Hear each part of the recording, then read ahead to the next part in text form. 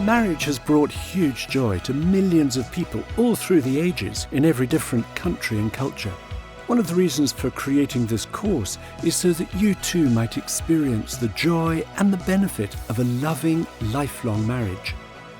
The English broadcaster and talk show host Michael Parkinson, who's been married to his wife Mary for almost 60 years, first saw her on a bus in Doncaster. She was wearing a red duffel coat, and he thought she had a face that he could look at forever. In an interview, he commented that no marriage is without its crises, and they both felt pleased that they hadn't walked out when things were tough. "I just can't imagine divorce," he said. "I really can't. I can't contemplate life without Mary." Michael Parkinson says he's done everything he wanted to do and been paid very well for doing it. But he concluded, when you come to the end of your life, having your family intact, that's the really important thing. By contrast, the journalist for The Guardian newspaper wrote recently, the message shouted at us constantly through popular culture is, variety is the spice of life and monogamy is for mugs.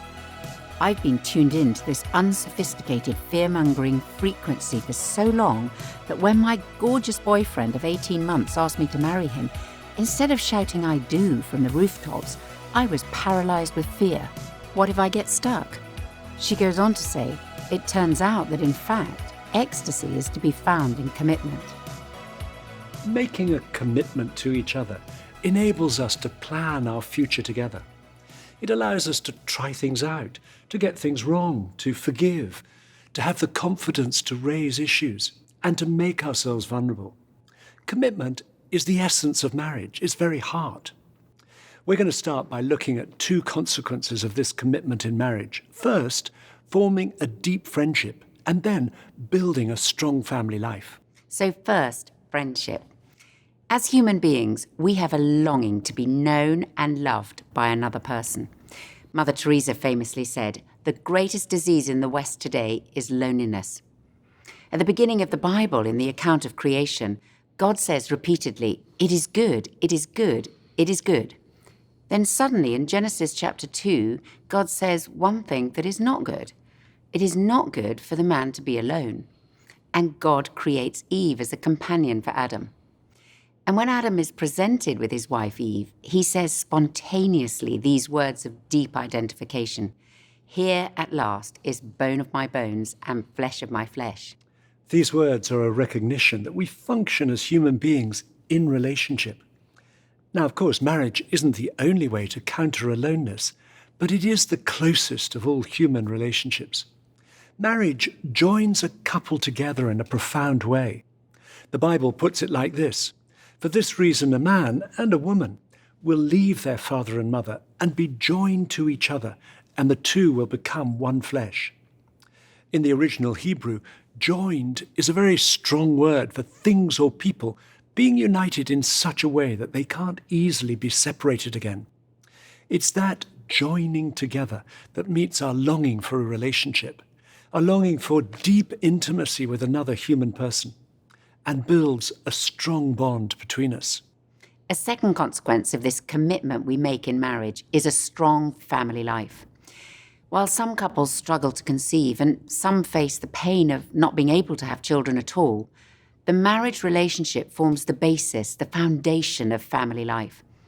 So that love would be right at the center of the family from the outset, God made us in such a way that a child could be created through the act of lovemaking between his or her parents. But you've probably realized that already. There's a story of a young boy who was asked to write an essay on his family history. When he got home, he decided to do some research. He approached his mother and asked her, "Mum, where did I come from?" His mum wasn't quite prepared for the question, so she answered, "Well, a stork left you under a bush." The boy then went to his father and asked him, "Dad, where did you come from?" His dad was equally caught unawares and replied, "A stork left me under a bush." The boy then went and asked his grandmother, "Granny, where did you come from?" Granny didn't quite feel it was her place to explain the facts of life, so she too replied, "Well, a stork left me under a bush." The boy started his essay, "There has not been a natural birth in our family for at least 3 generations." Following God's plan that a child would be conceived in an act of love between his or her parents, The ideal for a child is to be born into a home where there's a relationship of committed love between their mother and father, and then to grow up living under the influence of that relationship. Parenting experts often say that the best way parents can love their children is by loving each other. There's no perfect marriage. There are bound to be arguments or disagreements within a marriage, but it's important that children learn that it's okay to have differing opinions. What matters is, coming back together again and forgiving and loving each other. There's nothing wrong in kissing each other in front of your children. Let them see that that's the way things should be done. The way their lives are lived within that context has a significant impact on the child in the long term, in terms of their relationships, their attainments academically, successes in marriages and relationships. Children are visual learners, so what they observe in parents is what they're likely to do rather than what they're told to do by parents. So it's important that parents realize that they have a responsibility as parents to be examples to their children. We'd like you to turn to the first conversation in your journal, The Benefits of Marriage. Spend a few minutes discussing as a couple the question, what in your view is the role of marriage in society? Tell each other what excites you or perhaps frightens you about marriage.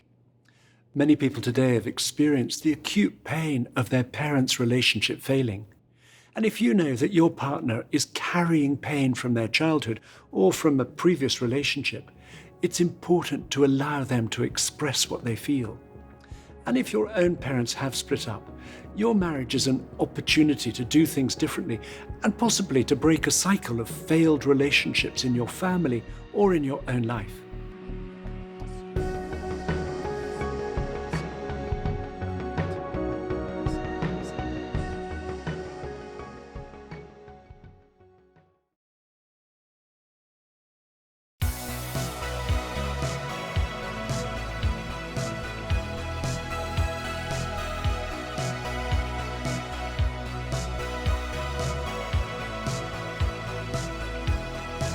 This feels like a trick question. In everyday life, we are quite interchangeable, I would say. It's equal. I mean, roles do develop. Happy wife, happy life. I tell you that right now. But I mean, honestly, it's got to be equal though. It's a partnership. You have to give your all, both of you. There's not one rule for one person and another for another. Or just compromising, like if someone takes the bins out, I don't take bins out. But well, I think things have changed now. It's not how it was 100 years ago. I tend to be the organizer because he's just spontaneous. We want to play not necessarily to gender, but to strengths. There's certain roles that women are so much more better at than men. Like cooking. Yeah.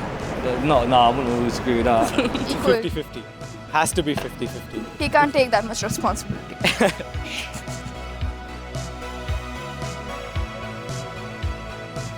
A healthy marriage involves an equal partnership, within which we work out and then both work to our strengths. Every couple has to work out who does what, who decides what, and who takes the lead on those things that have to be done, such as managing the finances, doing the housework, the cooking, organising holidays, and so on. While we should always be looking to help each other out with any task, we need to talk about who will take on the main responsibility for a particular role? Or is this responsibility going to be divided 50-50 between us? And you need to discuss how you'll make the very big decisions, such as where you live and how you use your money. Is it going to be one or other of you holding the casting vote, or both of you making these decisions together with an equal say? When responsibilities are unclear, it can so quickly lead to conflict, particularly in the first few years of marriage. Either as we assume we'll organise our marriage in the same way our parents organised theirs, or if we found theirs a bad model, we're determined to do it completely differently from them. We have a very non-traditional household, so we do share split chores. When I was thinking of the perfect husband, I thought, it'd be nice if he did that, but I didn't actually think that he would do it. One of the things that was news to me was that I was to switch the lights off at night, and I didn't know that that was part of my role. Because that's what my dad did. So it was just this expectation. Me is really good at certain things, I'm really good at the other stuff. And we trust the other person to take care of that area. When it comes to basically running the household, I take care of the finances. She takes care of the HR issues and the feeding people issues. I hate ironing with a passion. I'd had a really long week at work and I was doing the wifely thing and ironing and stuff, and feels like I just don't bother. And I just stopped and I thought, why am I doing it? And then I realised it was because that's what was done in my home. We set up straight away like we are a team. So Yeah. I tend to do a lot of the cooking, you tend to do all the washing. We never sat down and discussed that. We were both babies in our family. I'm expecting her to do certain things that people did for me, and she was expecting me to do certain things that people did for her. There was a lot of growing that had to be done over a quick period of time. I get a call, Kate's like, the car's broken down. It's rolled to a stop on that I'd motorway no idea over why. there. No idea why. I I went. leave work, drive in another car. Got the babies crying in the back. Pull up, Kate's parents in the car with the babies, and it was all because somebody hadn't put petrol in the car. But it's his job, so... It took Scylla and me several years of marriage to recognise that we had very different expectations about the responsibilities we'd each take on. And that was mainly a result of the ways our parents divided the responsibilities in their respective marriages. So, for example, in my parents' marriage, my father was the main organiser. He loved parties, he planned their social diary, he organised our holidays, he also paid the bills and kept the car filled up with fuel. But in my parents' marriage, it was my mother who was the main organiser. She organised their social lives, she booked the holidays, and she was just as likely as my father to keep the car filled up with fuel. So, when we got married, I subconsciously assumed that Scylla would organise things as my mother had. And I expected that Nicky would organise things just like my father had. It took us 10 years of marriage to realise why nothing ever got done, and why the car sometimes ran out of fuel, and then we would blame each other. Well, Nicky would blame silently, I would blame out loud. We were constantly waiting for the other one to take responsibility and organise whatever it was. It really helps to talk about our expectations of who will do what before we get married. So we went to school together. So I'm a couple of years older than Rach is, and you found me really attractive really quickly. Not quite. We lived in a small town, so basically when she got to 18, she realised she didn't have many choices, and I was the best of a bad bunch, basically. That's not true. You were a very good choice. It was really helpful when, before we got married, we just kind of pre-marriage conversations, and we talked about then the finances, the housework, and who's going to do those roles. So I don't like to put the bins out, so you do that, which is very kind of you. That's fine by me. Other than that, I generally don't mind cleaning, so I clean a lot, and I love doing the finances, so I do that. But it's mainly been around our gift, what we're good at, where our strengths lie, and also perhaps what we enjoy doing. So Rach will take a lot of the organisation of life, which I really appreciate, and I tried to kind of keep up to date with, just to honour you, I suppose. Sometimes I send him emails with like updates on where our life is at. That's really helpful, thanks babe. Where our finances are at, or whatever it is. I suppose I probably initiate more with friends and kind of getting stuff together and making social things happen a bit more. But I think it was really helpful that we had those conversations before we got married around expectations. So we kind of would share the cleaning, we'd share the washing. And I remember one time his parents came to stay and Andy's like doing the washing. And I think your mum was like, what? No, I'll do that for you. So even when they come to visit, If she sees me iron, she's just freaked out. It's hilarious. So when she comes to visit, she kindly does that for you. Well, I happily pass it over. I don't love it that much. For the rest of the time, we actually wanted to split a lot of things based on, are we good at it, do we enjoy it, and also some stuff we don't enjoy, we just share. So where does this idea of marriage as an equal partnership come from? Actually, we take this idea from the Bible, and particularly from the New Testament. That's because Christian teaching has been the single most significant factor in the increasing liberation of women through the years, and for the marriage relationship coming to be seen as an equal partnership of mutual giving. The Bible showed couples a radical new way of living together. St. Paul wrote about the marriage relationship, submit to one another out of reverence for Christ. Now, submission doesn't mean being passive.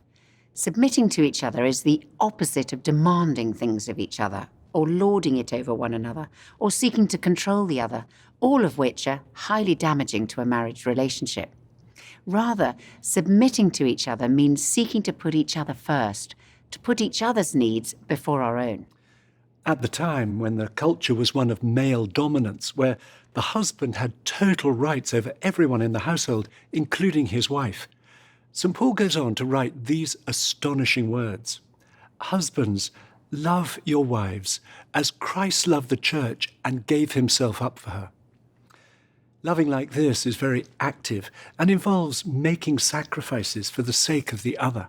And this was incredibly countercultural. It was revolutionary and has slowly led in many parts of the world to the liberation of women and an acceptance of the equality of the sexes.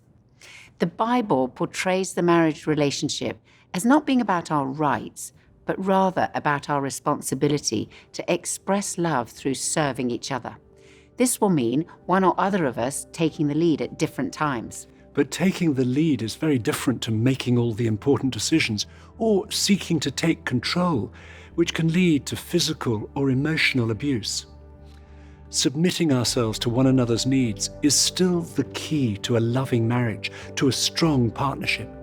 We were both raised in single-parent homes, and all of our sort of extended family were single parents. So there was no model for what a joint couple was supposed to look like. I come from a family of a lot of very strong independent women and very few men. Like, they just did what they wanted to do, and they were kind of the authority on whatever they wanted to do. There was no collaborative anything.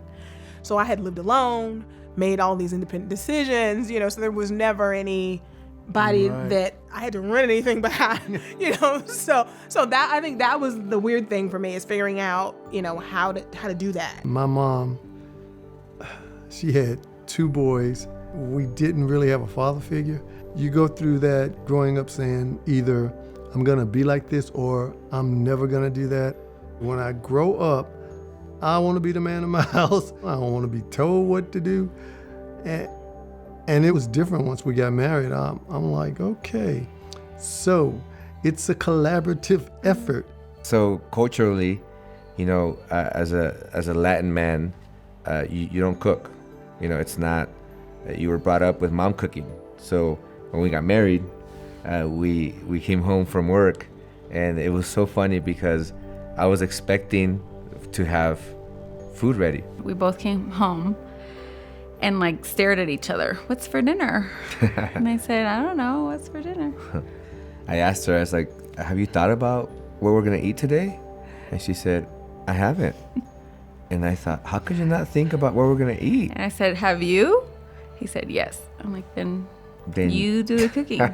And so he has for 11 years now. I just saw it as an opportunity to create. But culturally, it was a fight, because my response that day was, well, my mom's cooked her whole life. And she's like, don't you ever bring your mom up again. It's not balanced. We're a team. Yeah. And sometimes I'm going to lift more. Sometimes you're going to lift more. She does so much more that I can't even catch up to everything she does that nobody sees. And so I try to always celebrate her. And honestly, me submitting to him, but it's him submitting to me as well. Yes, because we're a team. So is there a difference between male and female? Certainly we're created equal but different. And the differences in gender are regarded in the Bible as a deliberate and good part of God's creation. However, when we try to define exactly what those differences are, it is very hard, if not impossible, to stand outside our own culture and to distinguish differences in the way we're created from differences because of our cultural expectations. These differences between us in gender are real and are to be celebrated, as they have the potential to enhance our relationship. And importantly, we're never to use a difference as an abuse of power, particularly if one of us is physically or intellectually stronger than the other, but rather to use our differences to serve each other. That might mean if your wife is having a baby, being a great protector, or if your husband is unwell, being a great carer. In this way, you use your differences, whether in physical strength or intelligence, or your superior way with words, to help the other, rather than to subjugate, control, or abuse. When our attitude is to serve each other, we take the initiative in some areas while we support in others. And after a while, we discover which responsibilities we're each best suited to. Now, after Nikki and I got over constantly expecting the other to organise things, we learnt to operate much better as a team, and particularly through both of us working to our strengths. An example of that for us is around showing hospitality, which we both love. So when we have people in our home for a meal, we divide up the responsibilities as to what we each enjoy and what we're each best at. So I do most of the cooking because I love cooking, while Nikki likes tidying up, setting the atmosphere, laying the table, lighting candles, and generally making our home look really welcoming. Now, which responsibilities you each take on will be different for every couple and will probably change over the years, perhaps through unemployment or maybe as a result of an illness or with the arrival of children. We'd like you to turn in your journals to the next conversation, Dividing Responsibilities, which could be the most revealing conversation you have on this whole course.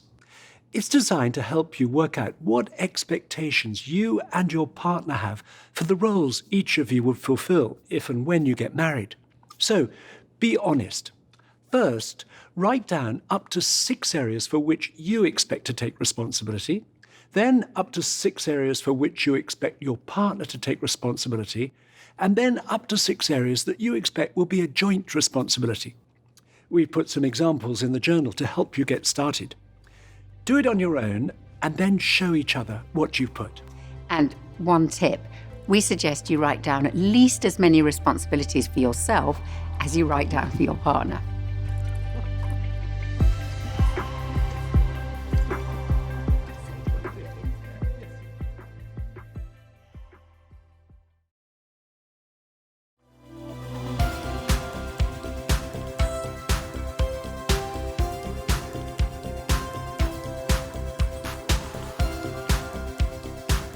Almost everybody who's getting married believes that marriage is about love. But what does love mean in a marriage? People often talk about love in terms of their feelings, and they're referring to the feeling of being in love, over which we have little or no control. This is infatuation, which is a chemical process that, according to psychologists, can last anything from 3 minutes to 3 years. These feelings are great, but in any marriage, they will come and go. Sadly, many people today think that when this kind of love stops, when they stop having these powerful feelings, or they suddenly feel them towards someone else, the relationship is over, and so they split up. That is so sad, because there's another kind of love that is deliberate and intentional, that's not just based on our feelings, but on what we do. The author, C.S. Lewis, wrote, "Love, as distinct from being in love, is not merely a feeling. It is a deep unity, maintained by the will and deliberately strengthened by habit. It is on this love that the engine of marriage is run. Being in love was the explosion that started it." A friend of ours had a letter published in the national press. "I have learned that the roller coaster of my emotions isn't a good indicator of the health of our marriage. What works is treating our marriage as our most precious possession and investing time in it. That translates into my willingness to be wrong, to spend time doing fun things together, to listen to my wife when I have a lot of things to do, to help her out even when I'm busy, not to score points, not to blame her for everything that goes wrong in my life, and to wait for a good moment to discuss difficult issues." So, the fact that we're more in love than ever is no accident.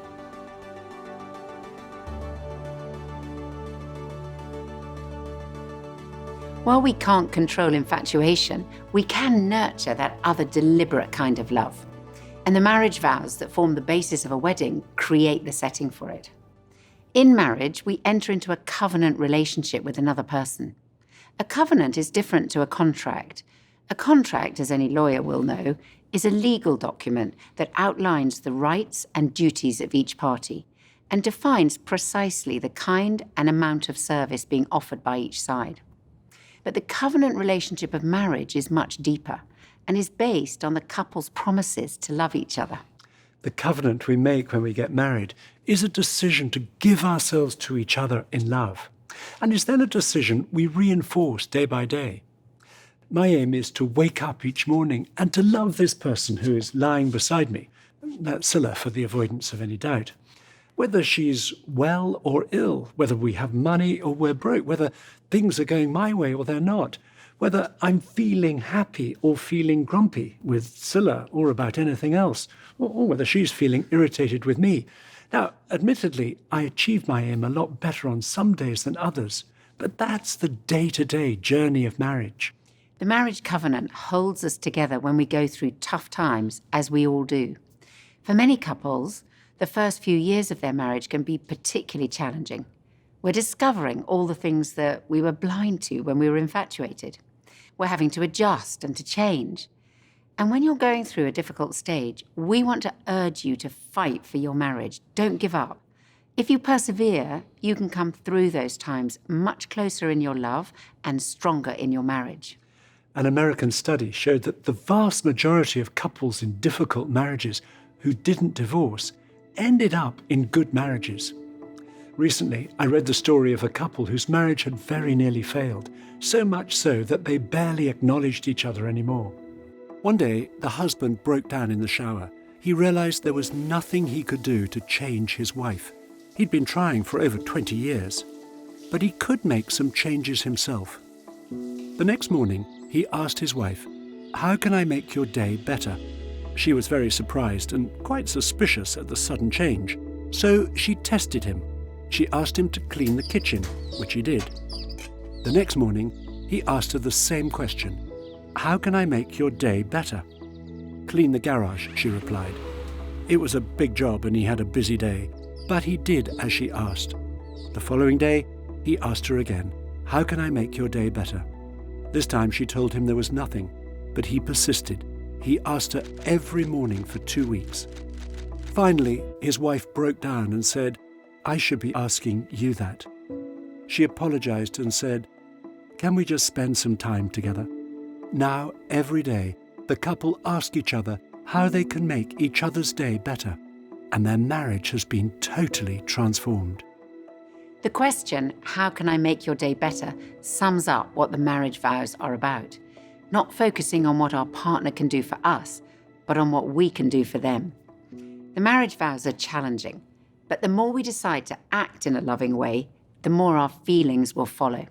The powerful words of love that we speak to each other on our wedding day, the promises we make of faithfulness, forgiveness, perseverance, to love, to cherish, to stick by each other whatever circumstances we come up against, build a foundation of trust between us, and become the protective casing around our relationship. It's liberating to know that Scylla and I can disagree passionately, as we often do, and Scylla won't walk away. An argument doesn't mean the end of our marriage. The marriage vows bring deep security and provide us with a safe space within which we're able to be open and vulnerable with each other. They give us the confidence to allow our partner to know us as we are, including revealing those parts we keep well hidden, and that builds intimacy. As one woman said, it's not so much love that sustains our marriage as our marriage that sustains our love. We want you to turn to the next conversation called The Marriage Vows and read through them. Now, don't worry, you won't be married at the end of this. You need a few other things in place, like witnesses. Then, each of you decide which word or phrase or sentence is the most important for you, and try to explain your choice to your partner.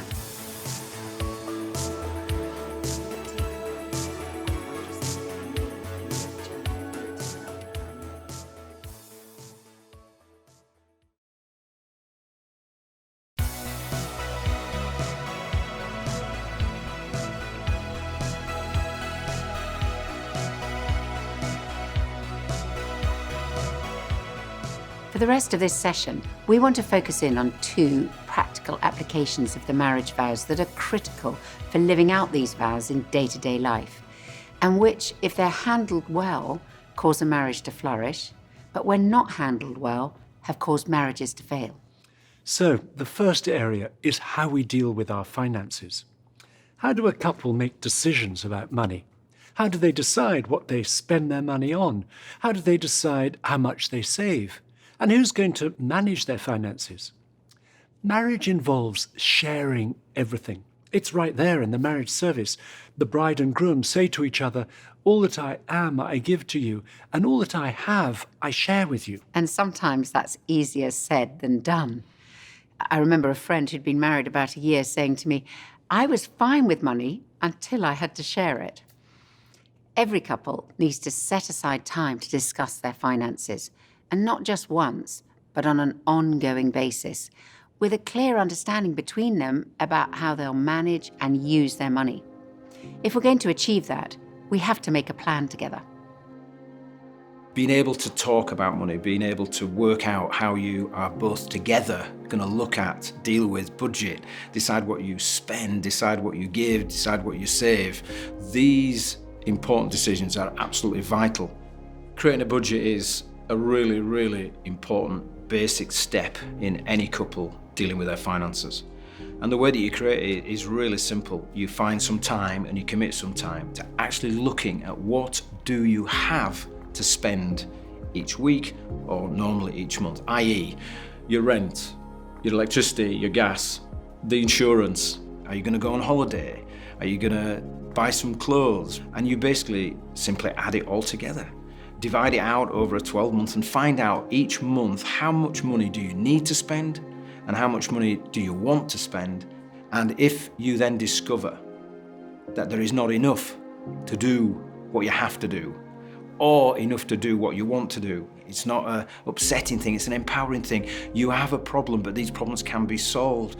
This is where you have to start to make some decisions.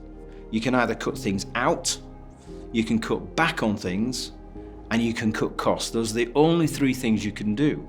And working through your budget will make a huge difference. And the couples that do budgets are the couples that get their money under control and are not controlled by the money itself. Finances can either pull us apart or draw us together. In discussing your finances, it's helpful to compare your feelings about money. Ask yourself, does money fascinate you or bore you? Does it make you feel anxious or confident, or excited or guilty or out of control? And the aim in marriage is to develop a dynamic partnership in which we double the experience and wisdom that we bring to managing our finances and work on them together as a team. And it's well worth agreeing how much you can spend without consulting your partner. Previously, Scilla and I hadn't done that. Years ago, we were given a generous gift of money out of the blue by a very kind friend. We put it in our joint account, and I wondered how we might use it. Then one day, Scilla told me she'd spent the whole lot on joining a gym.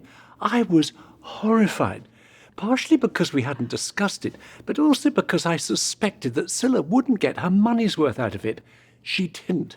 She went a total of 4 times. They were some of the most expensive visits to a gym ever. Well, it definitely wasn't only 4. I know it was at least 6 times.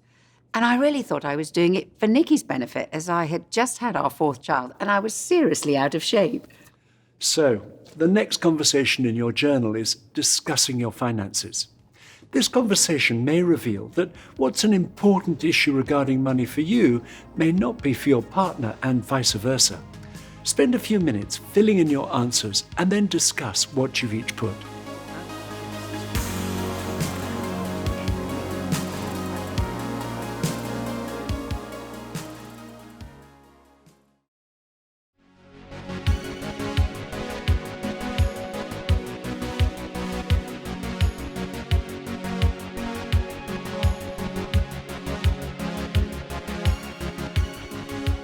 A second important area for working out our marriage vows is how we relate to our parents, parents-in-law, and our wider family.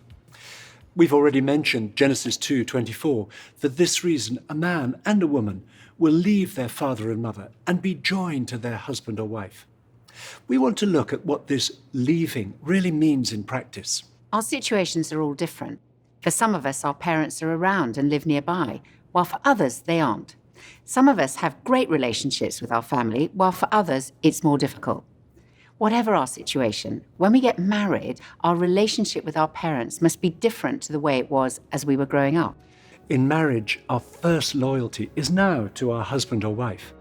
There needs to be a new centre of gravity in our lives. When we're young, our home is like our centre. As we grow up, we move out in wider and wider circles of exploration and independence, learning to walk, going to school, gaining more freedom as a teenager, eventually becoming an independent adult, and for many people, living away from home for the first time. But even for those who leave home, the centre can continue to be their parental home, emotionally and in other ways. And they may return for comfort, encouragement, money, advice, or just to get their laundry done. But once we get married, there needs to be a shift in our thinking. Our marriage relationship becomes our new centre of gravity. It's the first place we look to for comfort, security, and affection. It took us a little while after we got married to adjust to where we called home, but it was an important transition for us. Now, of course, this leaving won't be a question of geography if you're still living in the same house as your parents. However, there still needs to be a psychological and an emotional adjustment that takes place when we get married. And we mustn't underestimate what a massive change this is, particularly if there's ongoing emotional dependence by one of us on a parent or the other way round. And we may be used to talking on the phone with a parent frequently, perhaps many times a day, about every aspect of our life. There's been a deep emotional connection, and that's not a bad thing. But after marriage, the emotional connection must first be with our husband or wife. I've always had really deep relationship with my mom, and we've always been more best friends than mother and daughter. And I really had to work hard when we moved to Scotland and started our grown-up life together as a family. What to tell my mom, what not to tell, how to sieve it properly so I can still have that great relationship with her. But any sort of problems between us, any sort of arguments that we would have between us, I had to deal with Michael, talk to him about it rather than going to my mom and talk about Michael behind his back. I had to be vocal, and it took me a while to be actually brave enough and say it loud, like, listen, I'm not really happy about you sharing everything that we are discussing with your mom. I need to know that when we are talking, you are speaking that through your heart, not that someone told you to say this or that to me. Because that was usually the case, that if something happened, I would pick up the phone and kind of talk about our situation with my mom. And obviously the image would stay with my mom for much longer than it stayed with me, because we would come to an agreement after 5 minutes, and then my mom would still feel kind of Grinch about Michael not being nice to me or to fulfill my expectations. Some of you will feel deeply challenged by putting in a boundary with a parent. The principle of making our partner our first loyalty is essential for a healthy marriage. But prioritizing our marriage doesn't mean we stop loving or respecting our parents. We put in boundaries where necessary as kindly and sensitively as we can. The commandment in the Bible to honor our father and mother doesn't cease to be valid once we're married. Parents may well have much valuable advice to pass on, and personally, Nikki and I have gained a huge amount from talking to our parents and learning from them. But we discovered early on how important it was for us to make our own decisions together as a couple, rather than deciding on something directly with a parent and sidelining each other. And this applies to both large and small decisions, such as the decoration of your home, how you spend your time, how you use your money, the tidiness of your home, your choice of holidays, and the way you bring up your children. And often it's the relatively small and mundane decisions that can cause the biggest issues for couples.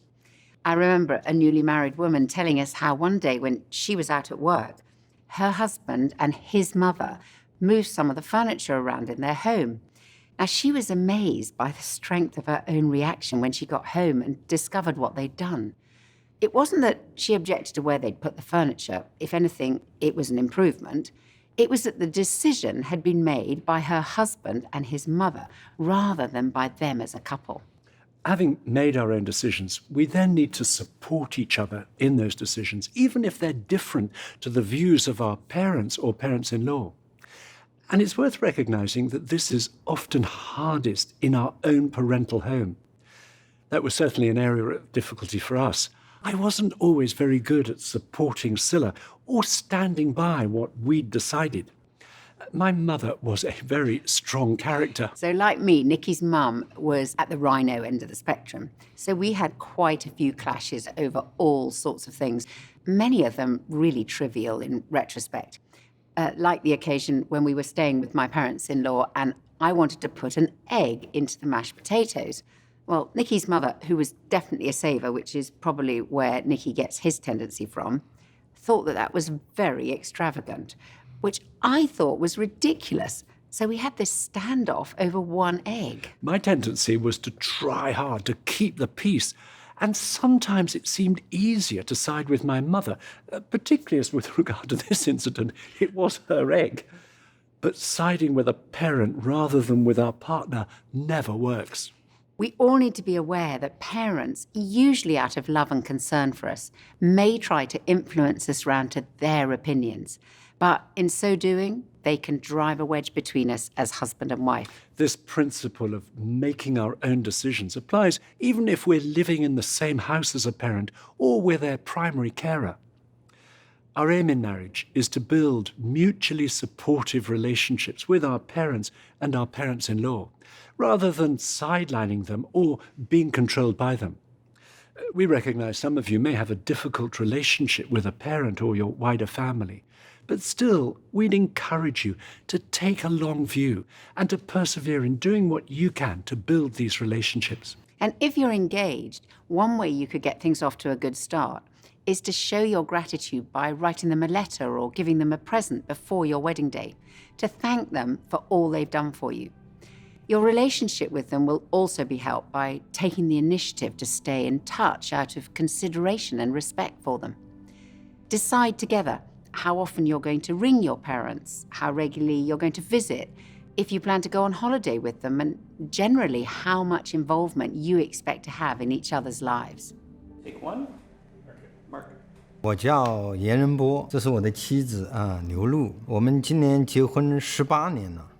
因为我是独生女，好像觉得就跟父母的连接是一直存在的。我觉得，因为父母当时跟我们是楼上楼下的住着，好像本来就很近便啊，我就说那为了方便哈，我们俩也来不及做饭，可能我们每天下班回家都是晚餐就是在我父母家吃的，他也不习惯这种生活，对，是吧？是的，我当时我每次回家吃晚饭，我就觉得，好像不是回到家的感觉，有一点像是做客的这种感觉啊，客人的感觉啊，然后有的时候还会和他的父母也会有一些小的冲突啊，然后就会累积一些负面的情绪，但因为我是刺猬型嘛，累积在心里面，有的时候就会产生一些不好的，破坏到我们夫妻的关系，对，在这种讨论当中，我们发现，对我的界限好像是不太清晰的，甚至很有一些依赖的情感。其实这一点我意识到，我对他是有伤害的，所以我们做了一个决定。我说 OK， 我们就先从这个分开吃饭开始试一试。但是其实后来我们那个课后，当我们去执行这个决定的时候，发现并不容易，因为我有压力。其实我们去跟父母谈的时候，我是有压力的。对于他们来说，对于老人家来说，几十年我都这样子过，为什么突然你跟我说你不跟我一起吃饭呢？所以这个时候其实也很感谢仁波，当时他给到我一个很坚定的一个鼓励，一个陪伴吧。所以我们最后是一起站着，我们一起来给父母明确的说，我们一起做了这个决定，希望他们可以理解。现在呢，我们又有一个新的惯例，就是我们每周周末会邀请双方的父母，然后到家里面来吃一顿午饭，然后呢给他们聊聊天，关心一下他们一周以来他们的生活，他们的身体情况，然后呢这样的关心到他们，让他们也感觉到我们分开吃饭不是说对他们有意见或者是要远离他们，而是通过这样的方式呢可以很好的来照顾到他们，然后更好的来孝敬他们。So the next conversation in your journal is called Parents and In-Laws. Discuss as a couple what possible areas of tension you can foresee from the list you'll see there, and then think about how you might go about resolving them.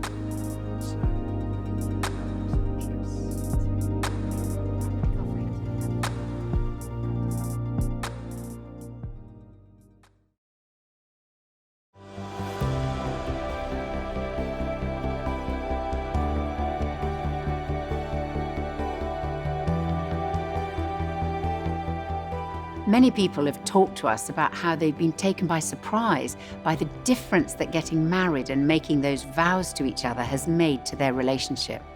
Some people think of marriage as tying them down, restricting their freedom. But thousands and thousands of married couples have experienced the opposite. One man wrote to us, "Almost immediately after getting married, I discovered that far from feeling bound, restricted, or trapped, I felt joyful, peaceful, and free. Gone is the possibility of an end. Gone is the not being entirely sure of what's on the other side of an argument. Instead, a deep peace that now, with all my eggs firmly in one basket, the real adventure could begin." The passage we've chosen for this session from the list in your journal comes from the Song of Songs, which is a love song that comes right in the middle of the Bible, where two lovers describe their feelings for each other and call each other into this covenant relationship that we've been describing. Here's what it says. "My beloved spoke and said to me, 'Arise, my darling, my beautiful one, come with me. See, the winter is past, the rains are over and gone. Flowers appear on the earth, the season of singing has come, the cooing of doves is heard in our land. The fig tree forms its early fruit, the blossoming vines spread their fragrance. Arise, come, my darling, my beautiful one, come with me.'" As we finish this session, I'd like to say a prayer for you as you go forwards together. Lord, we thank you for the gift of marriage. Thank you for the powerful promises of love that bind us together in this lifelong covenant. Please help each couple who get married to build a strong partnership, to support each other through all the challenges of life, and to establish homes that are safe places for children to grow up in. In Jesus' name, Amen. Thank you so much for joining us, and we'll see you on the next session.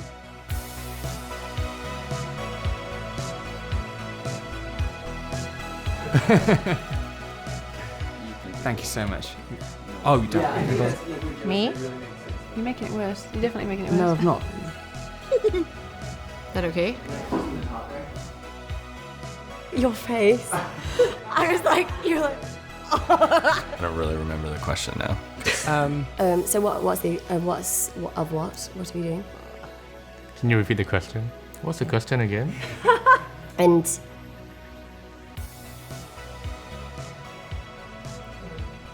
sorry.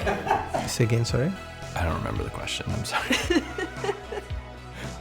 What was the question? What was the question again? What was I saying? You talk about parents and arguing, and they're amazing. Yeah. Okay. Are you live on Instagram? Hi, Mom. Sorry, we're laughing before you can even finish the question.